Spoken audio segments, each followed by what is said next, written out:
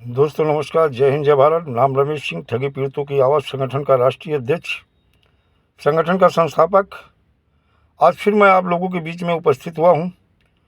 उपस्थित होकर आप लोगों से यही अनुरोध करेंगे कि आप लोग हमारे वीडियो को अंत तक देखा करें, जिससे आपको मैं आपके भुगतान से लेके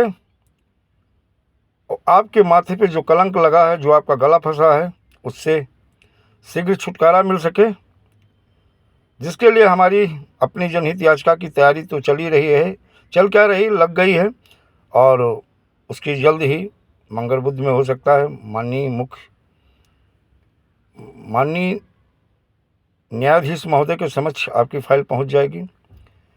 दोस्तों, एक चीज़ अक्सर सुनने में आता है, और ये ज़्यादातर देखा जाए, वो चाहे दिल्ली हाई कोर्ट हो, चाहे सुप्रीम कोर्ट हो, और या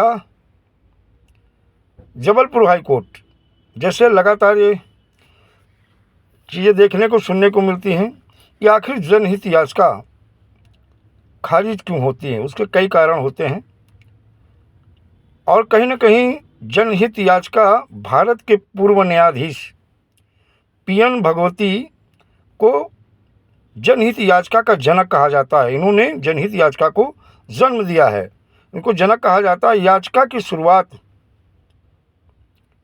1970 के दशक में इसकी शुरुआत हुई थी,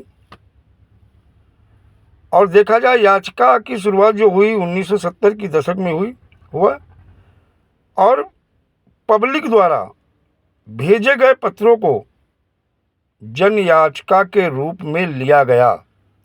ये होती थी कि पहले आप अगर कोई पत्र भी न्यायाधीश या मुख्य न्यायाधीश को आप भेजते थे तो उसे जनहित याचिका के रूप में स्वीकार किया जाता था। आज जनहित याचिका जो खारिज हो रही है, उसमें कई कारण हैं कि ठोस चीज़ें आप न्यायालय को उपलब्ध नहीं करा पाते हैं, और इसका मिसयूज ज़्यादा हो रहा है, इसका दुरुपयोग ज़्यादा किया जा रहा है। दुरुपयोग क्यों किया जा रहा है? कहीं अपने हित के लिए, अपने रिश्तेदार नातेदारों को हित, अपने जानने पहचानने वालों को हित पहुंचाने के लिए जो जनहित याचिकाएं लगाई जाती हैं, और इसका मिसयूज होने की वजह से जनहित याचिकाएं ज़्यादा खारिज हो जाती हैं। इसीलिए जनहित याचिका स्वयं अपने लाभ के लिए या अपने जानने पहचानने और रिश्तेदारों के हित के लिए नहीं लगानी चाहिए, और किसी का नुकसान करने के लिए, मतलब किसी के अहित के लिए भी जनहित याचिका नहीं लगानी चाहिए। और अगर ये चीज़ें साबित होती हैं और ये चीज़ें समझ में आती हैं न्यायाधीश महोदय को, तो कहीं ना कहीं फिर उस जनहित याचिका को खारिज कर दिया जाता है। इसके और भी वीक पॉइंट हैं कि जनहित याचिका क्यों खारिज होती है। इनकी और कई चीज़ें हैं जो नेक्स्ट वीडियो में आपको बताएंगे। आपकी भी जनहित याचिका लगी है, मुझे पूरा भरोसा है, क्योंकि मैंने अपने हित के लिए नहीं, किसी का नुकसान करने के लिए नहीं, ये जनहित याचिका पीड़ित उन अभिकर्ताओं के लिए है जो हिंदुस्तान के ठग कंपनी और क्रेडिट कोऑपरेटिव सोसाइटी में अपना पैसा लगाया और अपने जानने पहचाने और रिश्तेदार नातेदारों का पैसा लगवा दिया। आज कहीं ना कहीं सरकार द्वारा तो इनका शोषण किया ही जा रहा है,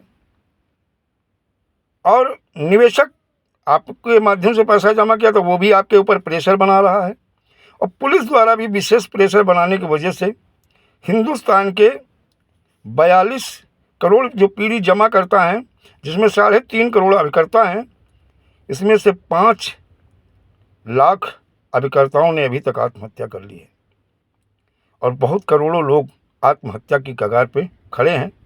इस जनहित के लिए, इन आत्महत्याओं को रोकने के लिए बहुत सारे लोग अपना घर परिवार छोड़कर भाग गए हैं, उनके पुनर्घर वापसी के लिए।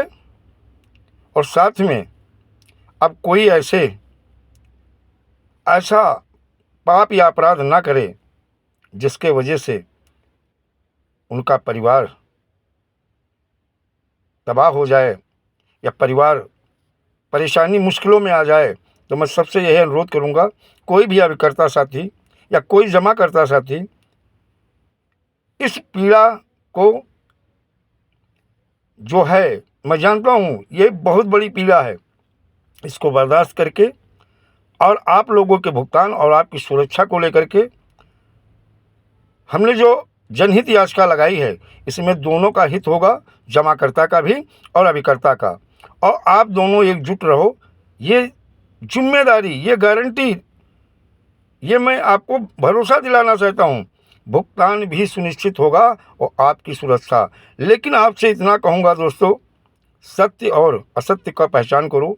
कौन बंदा आपके साथ गेम कर रहा है और कौन आपका हित सोच रहा है, कौन आपके लिए लड़ रहा है और कौन केवल ठगने का काम कर रहा है, इस चीज़ को भी आज अपने दिमाग में ले आओ।